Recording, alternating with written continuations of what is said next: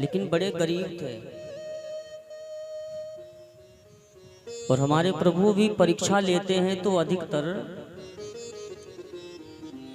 गरीब व्यक्तियों की।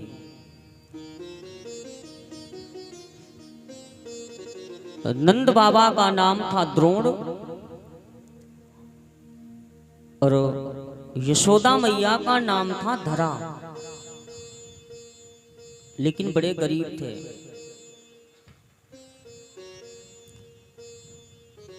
एक दिन 7 दिवस हुए हैं द्रोण और धरा के घर में भोजन नहीं बना है, 7 दिन हो गए। तो हमारे प्रभु इनकी परीक्षा लेने पहुंच गए। और जिस दिन भगवान जी परीक्षा लेने गए उस दिन ये द्रोण घर में नहीं थे, केवल धरा घर में थी अकेली, केवल धरा मैया। और जैसे ही हमारे प्रभु गए सो जाकर के दरवाजे पर पहुंचते ही भोजन की याचना कर दी। मेरी माताओं,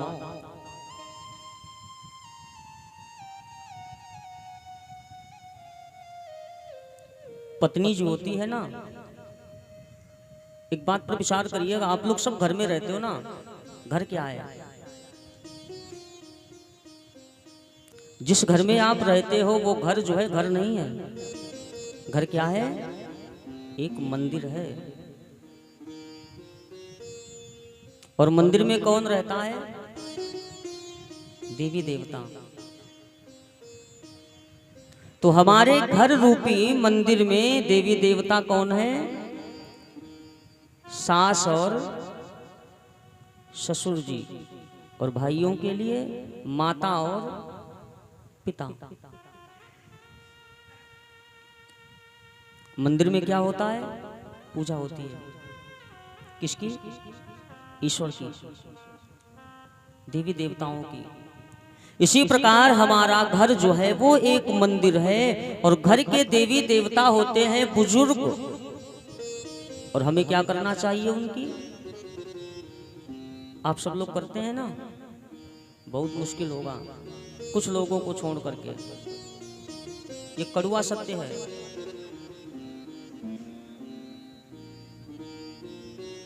लेकिन आज आप अगर माँ पतित पावनी के दरबार में अगर आए हो, देखो कथा इसीलिए सुनी जाती है, सत्संग इसीलिए किया जाता है जिससे कुछ ऐसा जीवन में उतारने को मिले जिससे हमारे जीवन का कल्याण हो जाए।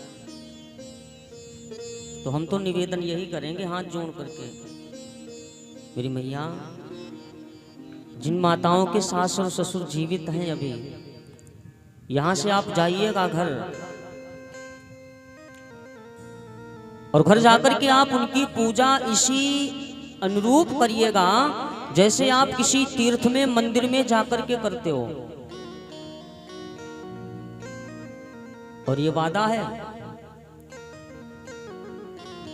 जो फल आपको हो सकता है किसी तीर्थ में जाने से ना मिल पाए, वो फल आपको घर में जो आपके देवी देवता हैं उनकी सेवा करने से मिलेगा।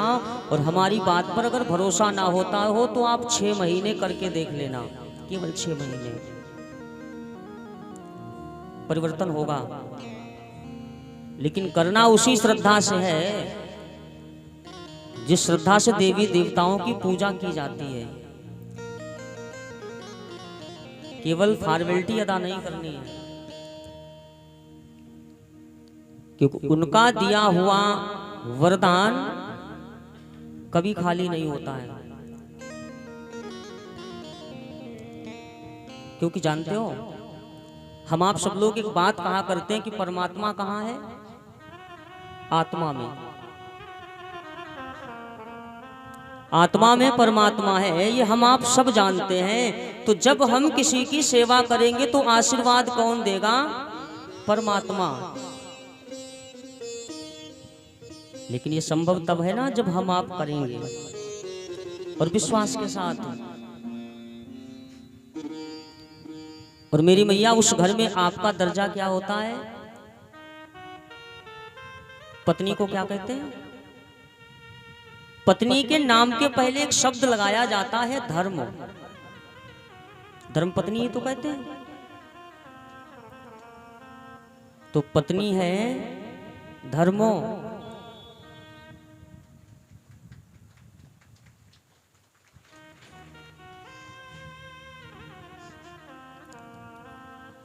मेरी मां पत्नी है धर्म और पति परमेश्वर। तो मेरी मैया आप जो हो धर्म हो, क्योंकि आपके नाम के पहले ये शब्द लगाया जाता है धर्म, और परमेश्वर जो लगाया जाता है वो पति के बाद, यानी पति परमेश्वर। पति के नाम के बाद में परमेश्वर शब्द आता है और आपके नाम के पहले ही शब्द आता है धर्म। आप धर्म का प्रतीक हो। और मेरी मैया आपका धर्म क्या है? घर को मंदिर की तरह बनाना और उस मंदिर के देवी देवताओं की पूजा करना और उनमें श्रद्धा रखना। और धर्म कैसे होता है? कोई भी अतिथि अगर द्वार पर आ जाए तो अगर जितना अधिक से अधिक हो सके तो विमुख नहीं करना चाहिए। कोई याचक दरवाजे आ जाए ना, मांगने वाला, इस बात को 1 मिनट की बात बड़ी ध्यान से समझ लीजिएगा, जीवन में बड़ा परिवर्तन आएगा। हमारे आपके दरवाजे कोई कुछ मांगने आता है ना, कैसे मांगता है? हाथ फैला के, ऐसे ही तो मांगता है। लेकिन मांगने वाला भिखारी भी जो हमारे दरवाजे आता है वो हमारा गुरु होता है।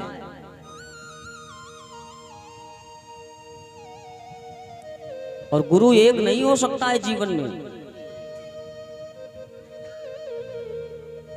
और गुरु वो होता है जो हमारे जीवन में हमें कुछ सीख दे दे, शिक्षा दे दे। और ये भिखारी भी जो होता है ना, ये हमारा गुरु है। भीख मांगने वाला भी गुरु हमारे दरवाजे भिखारी बनकर के आया है और वो हमें एक सीख देता है। और भिखारी हाथ फैला देता है कि भैया दियताम, दियताम, देते रहो, देते रहो। क्योंकि मांगा कैसे जाता है? हाथ फैला के। और दिया कैसे जाता है? ऊपर से। वो भिखारी कहता है भैया कि पूर्व जन्म में हमने कभी किसी के सम्मुख ऐसे नहीं किया, और जिसका प्रभाव यह है कि आज हमें ऐसे करना पड़ रहा है। इसलिए आप कभी भी जीवन में कोई भी आ जाए तो कहा हमेशा ऐसे ही करते रहो, दान करते रहो, ताकि अगली बार तुम्हें अगले जन्म में किसी के सामने ऐसे ना करना पड़े, केवल ईश्वर के अलावा। और कभी भी किसी याचक को देखा होगा, बहुत से लोग ऐसे होते हैं ना जो याचक को दरवाजे से भगा देते हैं। जरा भी हष्ट पुष्ट हुआ ना तो भगाते, तो भगाते, पता नहीं कितनी बातें सुना देते हैं। हमारे इस सनातन धर्म की भारत भूमि के संतों ने कहा है कि भैया बड़े प्रेम से मिलना सबको, और दुनिया में इंसान रे, और ना जाने किस भेष में बाबा मिल जाए भगवान रे। क्योंकि अगर परमात्मा हमारे सामने अगर आए तो हम पहचान नहीं पाएंगे। क्यों? क्योंकि हमारे पास दिव्य चक्षु नहीं है। इसलिए हमेशा जिस किसी से मिलो तो प्रेम से मिलो। और कोई कुछ याचना करे तो जितनी श्रद्धा हो हमारी आपकी, उस याचना को पूरा कर दें। जैसे द्रोण और धरा की तरह, जो सुन रहे हैं प्रसंग आप।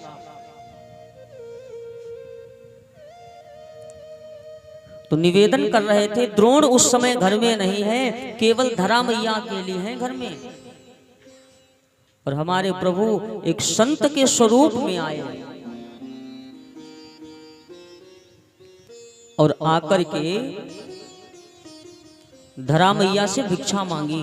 और भिक्षा में क्या मांगा? भोजन। मेरी माँ, विचार करो, जिस किसी के घर में 7 दिन से चूल्हा ना जला हो, 7 दिनों से पूरा परिवार भूखा हो, वो भोजन कहां से देगा? मेरे भगवत प्रेमियों, जैसे ही भगवान ने भोजन मांगा, सो धरा मैया की आंखों में आंसू आ गए। मैया रोने लगी और निवेदन किया, हे प्रभु थोड़ी देर बैठ जाओ, मैं आपके भोजन के लिए कोई उपाय करूंगी। मेरी माताओं, आज वो धरा मैया एक दुकान पर गई और जाकर के उस मैया ने भोजन की सामग्री को खरीद लिया। तो दुकान वाले ने पैसे मांगे, क्योंकि जब हम किसी से कोई वस्तु खरीदते हैं तो पैसा तो देना पड़ता है। उस दुकान वाले ने पैसे मांगे तो उस धरा मैया ने क्या किया? मेरी माताओं, अपने दोनों स्तनों को काट करके उस दुकान वाले को दे दिए। और जैसे ही इतना किया, उसी समय हमारे भगवान प्रकट हो गए और कहा, मैया धरा, धन्य है तुझे, तेरी जैसी मां होना मुश्किल है इस दुनिया में। जाओ, आपने वो काम किया है, मैं तुम्हें वचन देता हूं, जिन स्तनों को तुमने इस भोज्य सामग्री के बदले में दुकान पर दिए हैं, मैं तुम्हें वचन देता हूं, मैं अगले जन्म में तुम्हारे घर में तुम्हारा लाला बन करके आऊंगा और स्तनपान करूंगा। और वही द्रोण और धरा अगले जन्म में नंद बाबा और यशोदा मैया होकर के गोकुल में अवतरित होते हैं। और यही कारण था कि हमारे प्रभु गोकुल में नंद और यशोदा मैया के आंगना में गए। और जैसे ही गए तो बड़ी खुशियां मनाई गईं। और इधर नंद बाबा एक माया रूपी कन्या को लेकर के आए थे, और जो कन्या कंस के हाथों से छूट करके आकाश मार्ग में गई, और उस कन्या ने, उस देवी ने आकाशवाणी की, कंस अरे तुम्हें मारने वाला तो गोकुल तक पहुंच चुका है, गोकुल में अवतरित हो चुका है। कंस को बड़ा कष्ट हुआ, क्योंकि इस दुनिया में ऐसा कोई नहीं है जिसको मरने से डर ना लगता हो। पता है, हम बुजुर्ग हो जाते हैं, शरीर के अंग कार्य नहीं करते हैं, मृत्यु नजदीक आती है, फिर भी हम हॉस्पिटल में एडमिट हो जाते हैं कि जिससे मरे ना। लेकिन मृत्यु तो सुनिश्चित है। उसी समय कंस ने एक सभा लगाई और उस सभा में एक प्रश्न किया कि हमारा दुश्मन जो है वो गोकुल में है, उसको मारने के लिए कौन जाएगा। तो वहीं पर पूतना बैठी हुई थी, और पूतना ने कहा मैं जाऊंगी। और एक कंस ने कहा, पूतना तू कैसे जाएगी, बड़े बड़े दांत, बड़े बड़े नाखून, बड़े बड़े केश, विकराल स्वरूप, अरे तू जाएगी तो वहां पहचान ली जाएगी। अरे पूतना कहने लगी, महाराज पहचानी ना जाऊंगी। कहा काहे? पूतना ने कहा मैं घूंघट डाल लूंगी। बात भी सही है ना। अगर घूंघट डाल लिया जाए तो कौन जानेगा कि कौन देवी है कौन राक्षसी है। एक बात मेरी माताओं निवेदन करेंगे, ये जो घूंघट किया जाता है, हमारा धर्म कौन सा है? 2-3 दिन से निवेदन कर रहे हैं, धर्म कौन सा हमारा है? हाँ, सनातन। और हमारे सनातन धर्म की परंपरा है, हमारे सनातन धर्म में घूंघट नहीं किया जाता है।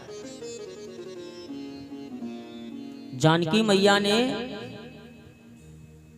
दशरथ जी महाराज को कभी घूंघट नहीं किया, अगर कहीं किया हो तो बताइएगा। कभी नहीं। ये घूंघट ना, ये घूंघट पाश्चात्य देशों की सभ्यता है।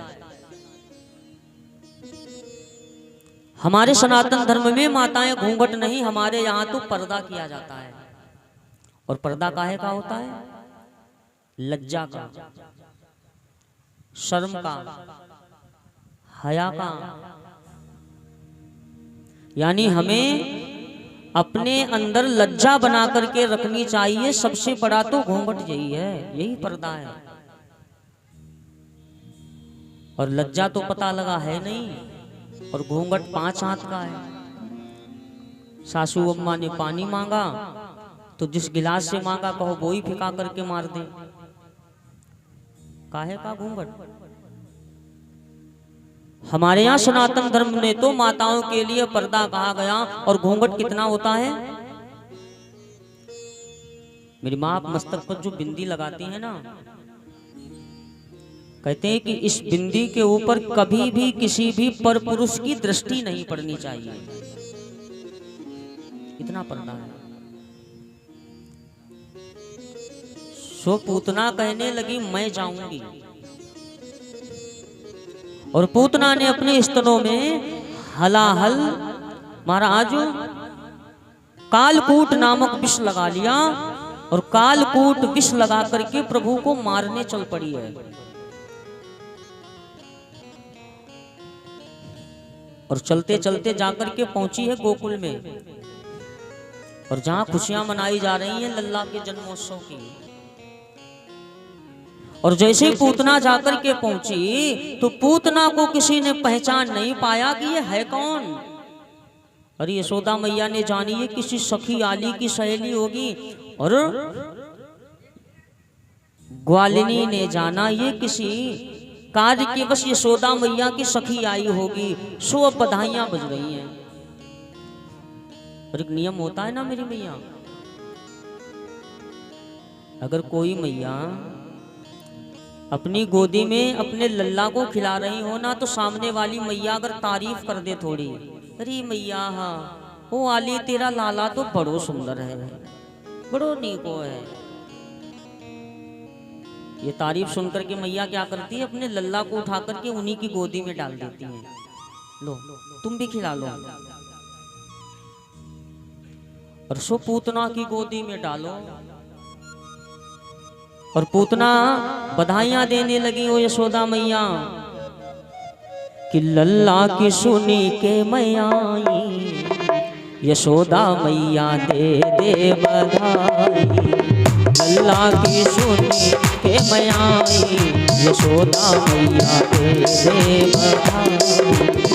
लल्ला की सुनी के मैं आई, यशोदा मैया दे दे बधाई।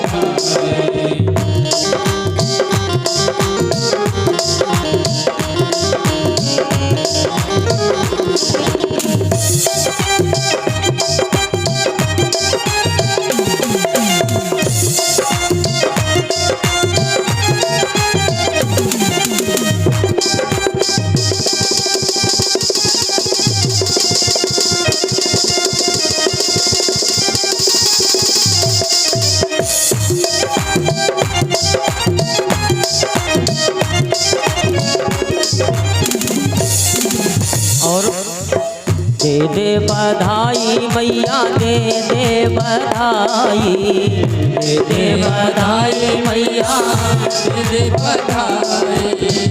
दे बधाई मैया दे बधाई, दे बधाई मैया दे बधाई। लल्ला की सुन के मैं आई, यशोदा मैया दे बधाई। लल्ला की सुन के मैं आई, यशोदा मैया दे बधाई। श्री राधे।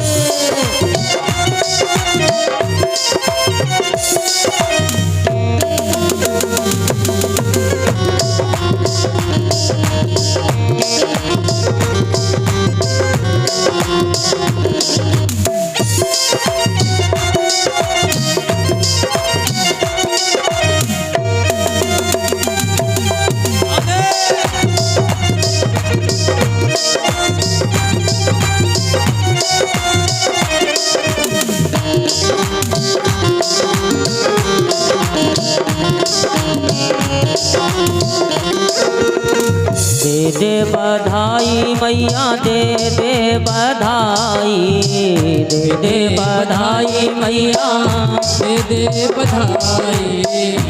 दे बधाई मैया दे बधाई, दे बधाई मैया दे बधाई। लल्ला की सुन के मैं आई, यशोदा मैया दे बधाई। लल्ला की सुन के मैं आई, यशोदा मैया दे बधाई।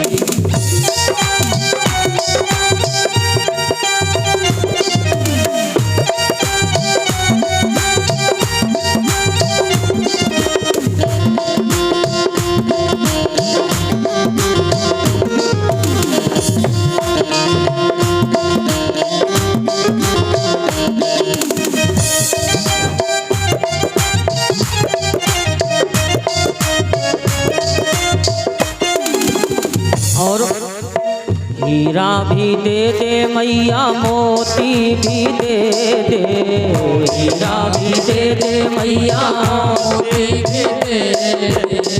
हीरा भी दे मैया मोती भी दे, हीरा भी दे मैया मोती भी दे। हरवा की दे पुहाई, यशोदा मैया दे बधाई। हरवा की दे पुहाई, यशोदा मैया दे बधाई।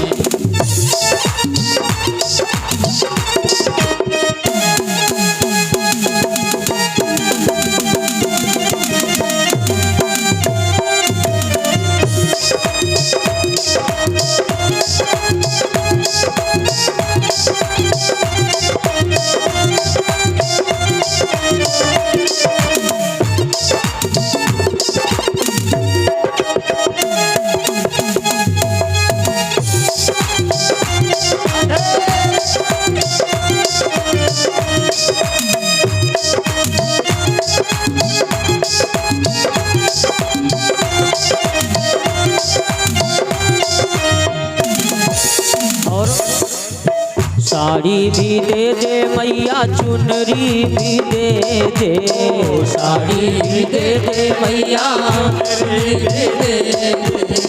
साड़ी भी दे मैया चुनरी भी दे, साड़ी भी दे मैया साड़ी भी दे मैया चुनरी भी दे, साड़ी भी दे मैया लहंगे की दे सिलाई, यशोदा मैया दे बधाई। लहंगा की यशोदा मैया दे बधाई।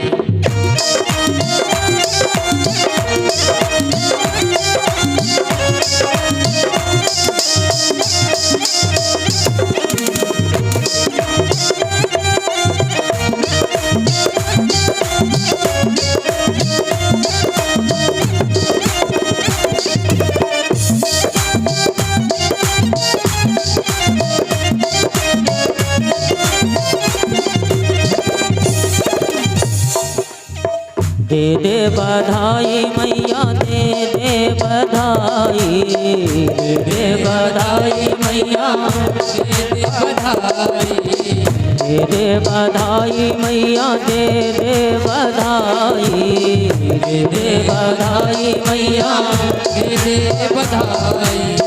लल्ला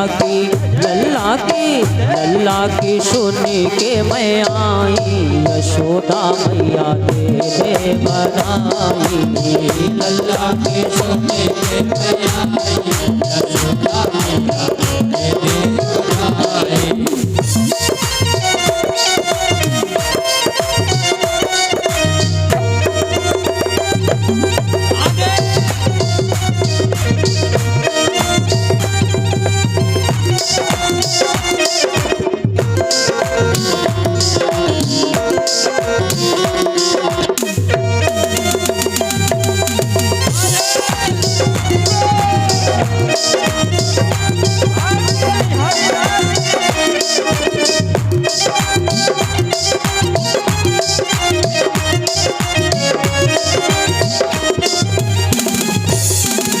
हीरा भी दे मैया मोती भी दे, हीरा भी दे मैया मोती भी दे, हीरा भी दे मैया मोती भी दे, हीरा भी दे मैया मोती भी दे, हीरा भी दे मैया मोती भी दे, हीरा भी दे मैया मोती भी दे।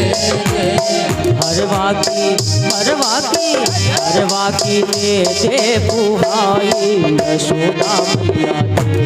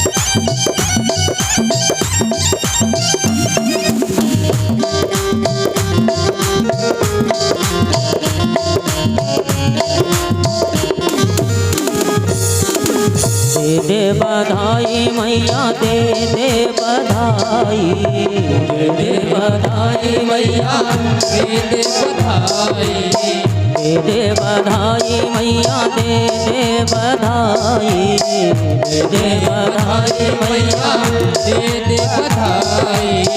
लल्ला की सुन के मैं आई, यशोदा मैया दे बधाई, लल्ला की सुन के मैं आई, यशोदा मैया दे बधाई, लल्ला की सुन के मैं आई, यशोदा मैया दे बधाई मैया दे बधाई, दे बधाई मैया दे बधाई, लल्ला की सुन के मैं आई, यशोदा मैया दे बधाई, लल्ला की सुन के मैं आई, यशोदा मैया दे बधाई, यशोदा मैया दे बधाई,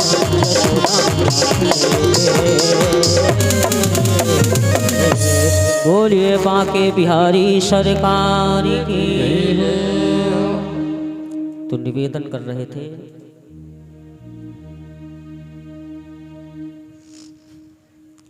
पूतना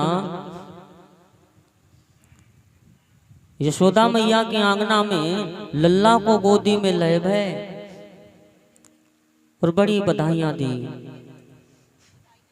और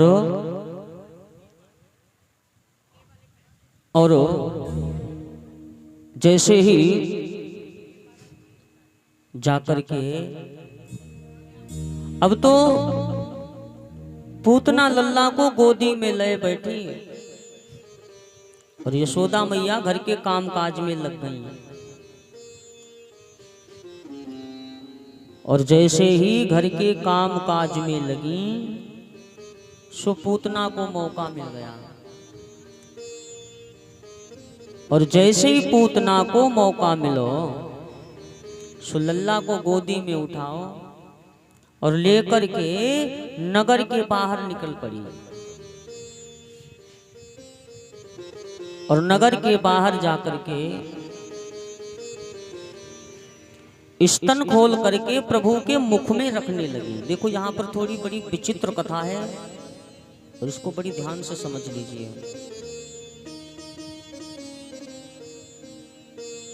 और जैसे ही स्तन खोल करके मुख में रखने लगी पूतना सो हमारे प्रभु ने अपने दोनों नेत्र बंद कर लिए। अब यहां पर समझने की बात यह है कि प्रभु ने दोनों नेत्र क्यों बंद किए। संतों ने बड़े सुंदर सुंदर से भाव दिए। पहला भाव, आंखें तो सभी के पास में हैं, हमारे आप सबके पास, और नेत्र हमारे प्रभु के भी पास में है। लेकिन अंतर यह है कि हमारे आपके नेत्र जो हैं ये साधारण हैं और प्रभु के नेत्र साधारण नहीं है। तो फिर प्रभु के दोनों नेत्र क्या हैं? दाहिनी आंख यानी दाहिना नेत्र है सूर्य और बायां नेत्र है चंद्रमा। प्रभु के दोनों नेत्र सूर्य और चंद्रमा हैं। तो सूर्य और चंद्रमा ने कहा देखो इस पूतना की कितनी बुद्धि खराब हो गई, अरे इसने प्रभु को ना पहचान पाए। अरे प्रभु तो माखन मिश्री खाने को आए सो जा पूतना जहर पिलाने आई। कहा इसलिए प्रभु ने दोनों नेत्र बंद कर लिए। ये पहला भाव है। और भगवान के दोनों नेत्र बंद करने का दूसरा भाव ये था, विष का पान कौन करता है? भोले बाबा, भोलेनाथ। और हमारे प्रभु तो माखन मिश्री के खाने के निमित्त आए। सो कहा हमारे प्रभु दोनों नेत्र बंद करके प्रभु भगवान भोलेनाथ को याद कर रहे हैं। ये दूसरा भाव है नेत्र बंद करने का। और तीसरा भाव, क्योंकि प्रभु को मारने के चक्कर में कंस के सैनिकों ने गोकुल के कई बच्चों को मार दिया जिनका कोई दोष नहीं था। सो हमारे प्रभु दोनों नेत्र बंद करके ये सोच रहे हैं कि जिन बालकों को मारा गया हम उनको कौन सी गति प्रदान करें। इसलिए प्रभु ने नेत्र बंद कर लिए। और प्रभु ने पूतना का स्तनपान करना शुरू कर दिया। और स्तनपान करते करते हमारे प्रभु ने पूतना के प्राणों का भी पान करना शुरू कर दिया। और पूतना के शरीर से जब प्राण निकलने लगे तो पूतना चिल्लाने लगी, ओ लाल मुझे छोड़ दे, ऐ लाला मुझे छोड़ दे। अब की बार अगर जीवित लौट करके यहाँ से चली गई तो मैं फिर कभी जीवन में गोकुल ना आऊं। अरे प्रभु ने कहा पूतना मौसी तुम अब छूट करके जाओगी तब नहीं आओगी कि पहले ही ना आओगी? क्योंकि हमारे प्रभु पहली बात तो किसी को पकड़ते नहीं है। कोटि कोटि मुनि यतन कराही अंतराम कहु आवत नाही।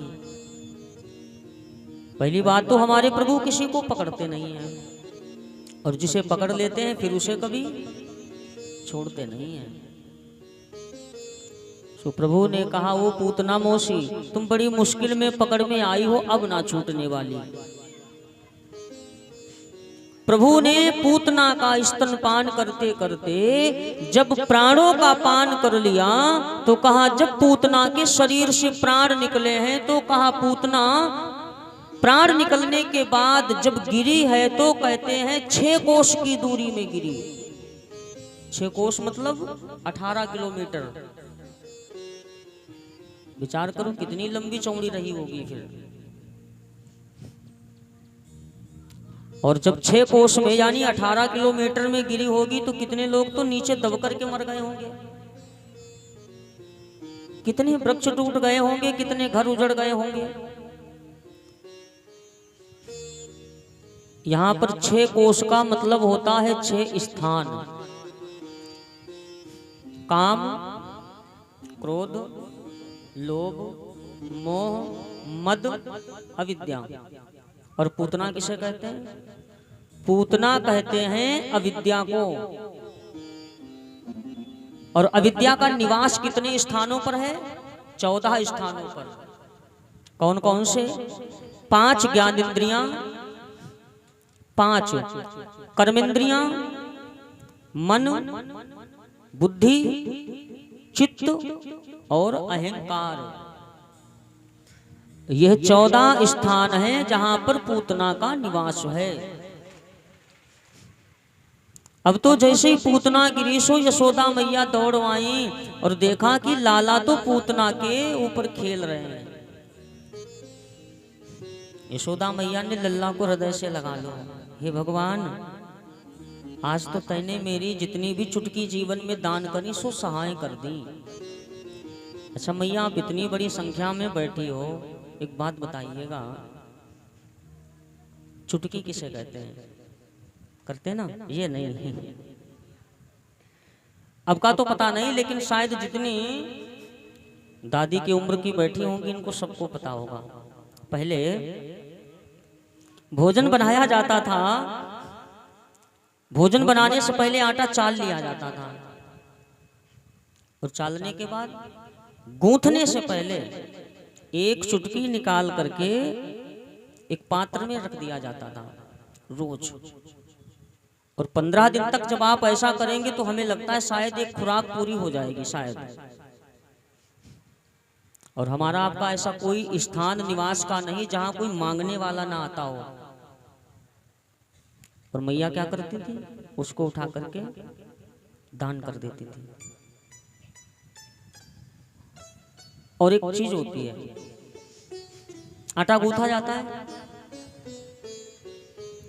और आटे को गूंथने के बाद में आटे के ऊपर कुछ किया जाता है। हाँ, वैसे तो हाँ, उंगलियों के निशान बना दिए जाते हैं। ऐसा क्यों होता है? क्योंकि एक बात तो याद रखिएगा, जिस आटे के ऊपर गुथे हुए आटे पे उंगलियों के निशान नहीं बनाए जाते हैं, उस गुथे हुए आटे का भोजन करने के योग्य नहीं होता है। तो बना दिया करो, क्योंकि केवल एक ही आटा ऐसा गूंथा जाता है, लगाया जाता है, जिस पर उंगलियों के निशान नहीं होते। कौन सा? हाँ, जिन आटे का हम, कोई हमारे यहाँ किसी की अगर मृत्यु हो जाए या गया श्राद्ध कुछ भी करते हैं हम लोग ना, तो पिंड देते हैं। तो जो पिंड का आटा होता है, उस आटे के ऊपर उंगलियों के निशान नहीं बनाए जाते हैं। तो जिस बिना उंगलियों के निशान के बनाए हुए आटे का भोजन करते हैं, वो पिंड दान के समान होता है। इसलिए आटा गूंथो तो निशान बना दो।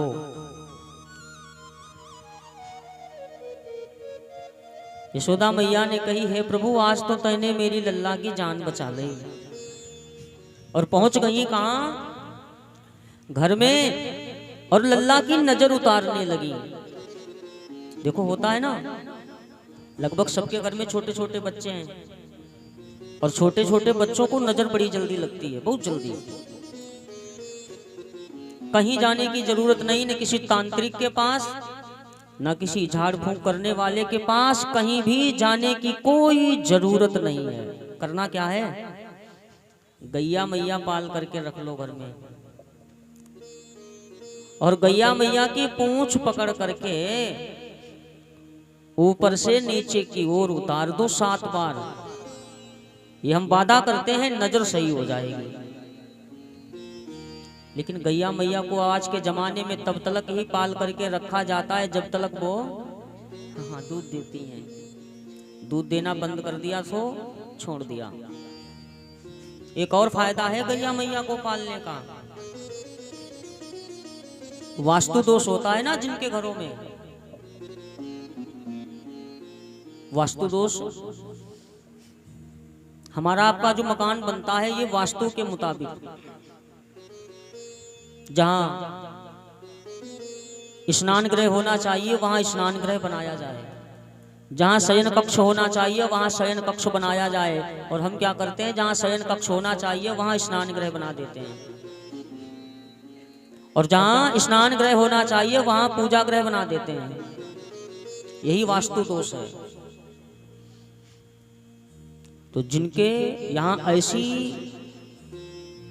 व्याधियां हो, वास्तु दोष हो, सो हमारे संतों का कहना है कि उस घर में अगर गैया मैया को बांध दिया जाए तो वास्तु दोष भी कम पड़ जाता है। और एक बात तो याद रखिएगा सब, हमारा आपका जो शयन कक्ष होता है ना, पुराने जमाने की तो बात बड़ी दूर की, आज के जमाने में लगभग शीशा हो या ना हो, लेकिन ड्रेसिंग सबके यहाँ होती है शयन कक्ष में।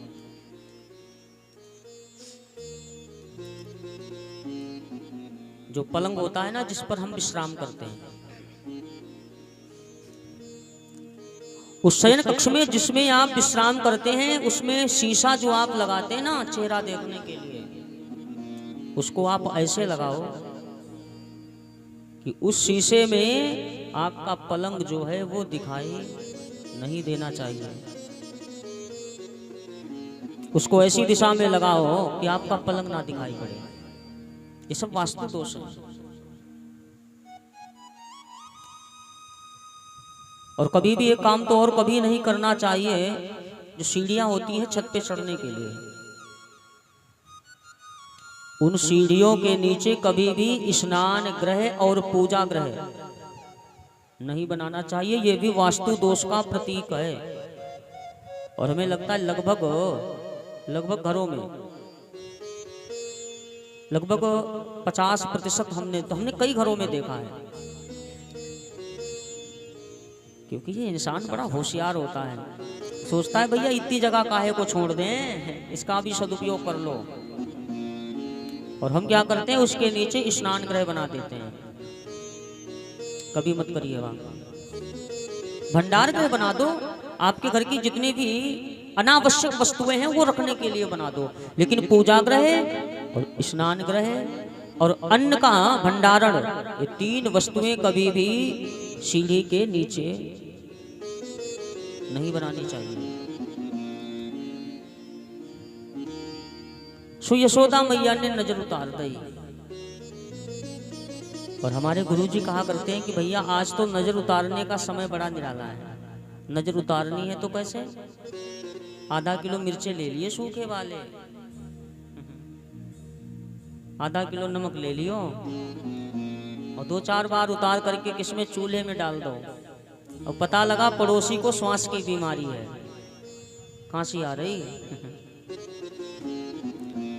हम नजर उतारेंगे अपने लाला की तो नजर तो ना उतरे, लेकिन जिसको श्वास की बीमारी वो पूरा उतर जाएगा।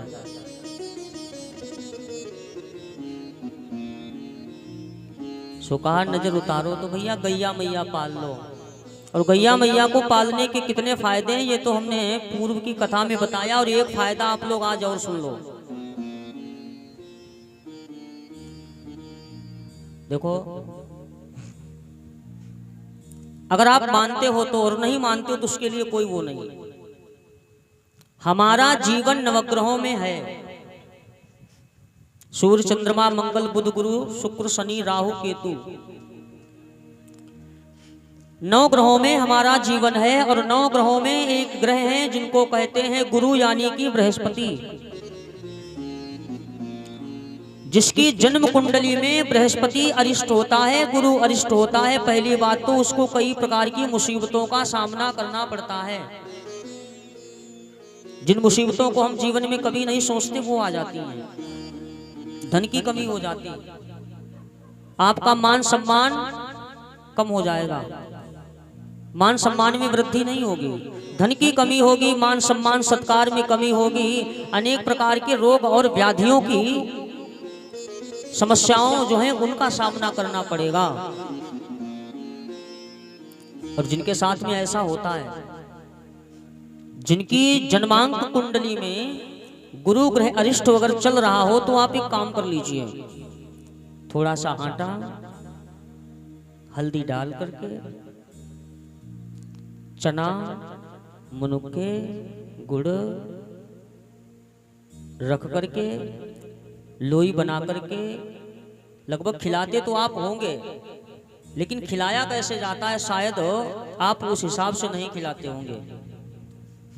बहुत ज्यादा आप ले जाते होंगे, बस पकड़ा और खिला दिया, बस खिलाने का बाकी तो आपको सब कुछ पता है। खिलाने का तरीका, लोई बनाने के बाद उसको दबा दिया करें पकड़ करके हाथ से, और दबाने से क्या होगा, हमारी ये रेखाएं जो होती हैं ये उसमें आ जाएंगी।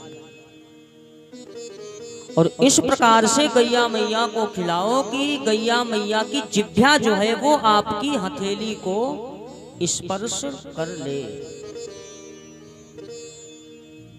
और खिलाने के बाद एक गलती हम लोग कर देते हैं, गैया मैया का मत्था छू करके माथे में लगा लेते हैं। यह कभी मत करना, पाप लगेगा।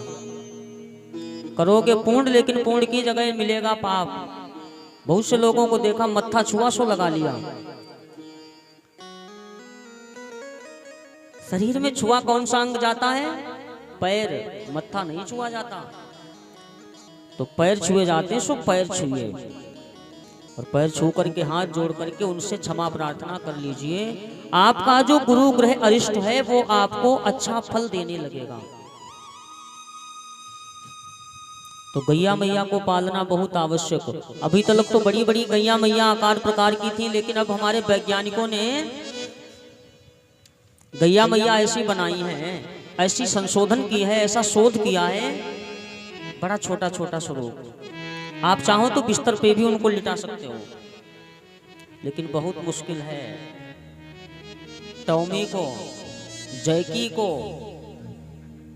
मोती को तो सब पाल लेते हैं, बिस्तर पर सुला लेते हैं जैकी को, अच्छे अच्छे साबुन लगा देते हैं जैकी को। और हमने तो कई लोगों को देखा, अब हम क्या बताएं, निशब्द हैं आगे। लेकिन निवेदन करें, टॉमी और जैकी को पालने से अच्छा है गैया मैया पाल लो। हमारे शास्त्रों में भी वर्णित है कि जिन घरों में ये टॉमी और जैकी पाले जाते हैं, इनके घर का ग्रास ना देवता लेते हैं ना पितृ लेते हैं। बाकी स्वेच्छाएं अपनी अपनी है, भारत स्वतंत्र है, इसमें सबको अपना अपना जीवन जीने का हक है, किसी के ऊपर कोई पाबंदी नहीं होती है। तो निवेदन कर रहे थे, यशोदा मैया ने गैया मैया की पूंछ पकड़ करके नजर उतार दी, और ग्वाल बालों ने पूतना का इतना बड़ा शरीर काटना शुरू कर दिया। हमारे ब्रज के संत कहते हैं, ठाकुर जी की पुस्तक आती है भागवत जी की, उसमें वर्णन दिया है कि ग्वाल बालों ने जब पूतना के कान काटे तो कान कटते ही जाकर के गिरे हैं कानपुर में।